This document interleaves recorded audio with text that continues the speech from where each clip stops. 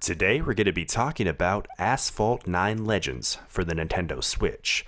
This game recently came out and it has been out for several weeks, but due to the scope and size of the game and the way the seasons are progressed every week, I thought that it would be best to give this game ample time before providing a review. And before we get started, if you like this review, you want to see more of it, hit that like button and subscribe if you want.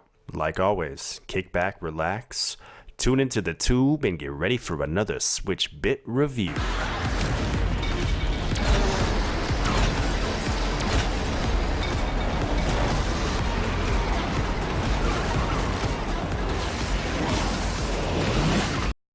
I'm not really a fan of free-to-play games. I'll scratch that. I'm not a fan of most free-to-play games. See, most free-to-play games, they don't appreciate the player's time, and they typically provide a much easier way to win the game by just paying real money. There are exceptions to those styles or approaches to a free-to-play model, such as Vindictus, Warframe, and most recently Asphalt 9 Legends for the Nintendo Switch. I was hesitant to download Asphalt 9 because I assumed that it would be another game that did not respect the player's time or money. And boy was I wrong. I have put minimal money into this game, mostly just to see what the process was like, and I have managed to play every day since its release, all while consistently unlocking new cars, upgrading my existing cars, and feeling a sense of progression.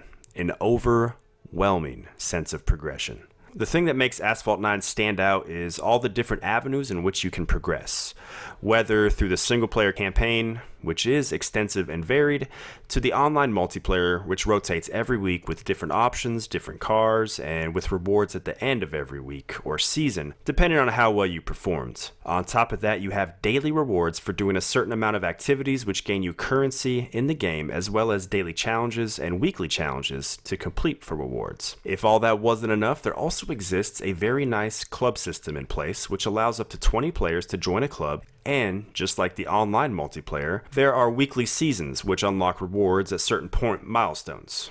And the rewards are actually good. There are several different currencies, but all the currencies can be unlocked in pretty much any of the modes that you play. You can purchase the currency with real money, but I've actually never felt the need or requirement to do that because I'm consistently unlocking currency every day. You can also unlock cars by purchasing them outright, but it depends on what is currently offered in the shop. Okay, enough about the free-to-play aspects. This game is just fun. It reminds me of the old Burnout games, specifically Burnout 3, where it was all about fast, frenetic fun, just going as fast as you can until you crash into something or make another car smash into pieces. I like this game so much, I've even written 2 songs about it, which you can see on my YouTube page.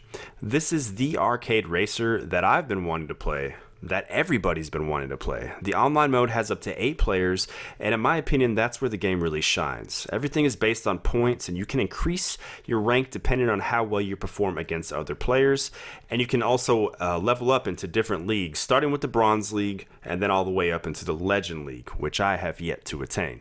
The gameplay is all about grabbing boost containers, drifting to increase your boost, and hitting ramps and performing tricks to increase your boost meter. Basically, you should be boosting pretty much as often as you can. The sense of speed as you're dodging in and out of traffic, avoiding tornadoes and trains is quite thrilling. But while the game is all about speed, don't be fooled. This game is also about technique. Mastering when to use the boost properly or hit the boost perfectly so that you can get the coveted perfect boost, and drifting appropriately are all techniques you have to master. There are other moves like being able to double tap the trigger at any time to perform a spin, which can be used to increase your boost meter, take down enemies or other racers, and also perform tricks after you hit a ramp, which just so happens to, you guessed it, increase your boost meter. Taking all this into account is the key to mastering this game.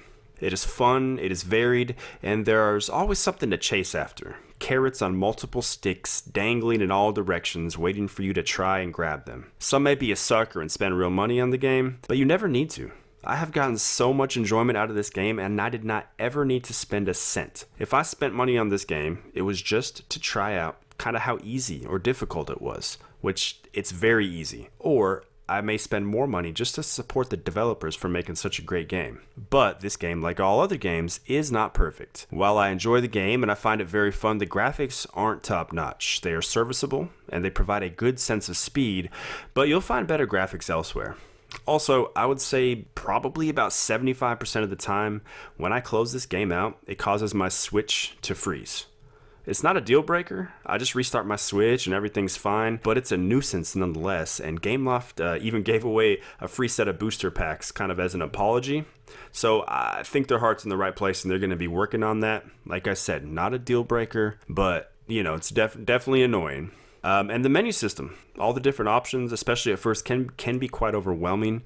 And while they do a good job of slowly giving you new information in the way of new options, it's still a lot to navigate and it could definitely turn off new players. Other than that, I can't think of much else negative to say. This game should be released as a physical release, but for now it's free to try, free to play, and I recommend it to anybody looking to scratch that arcade racer itch.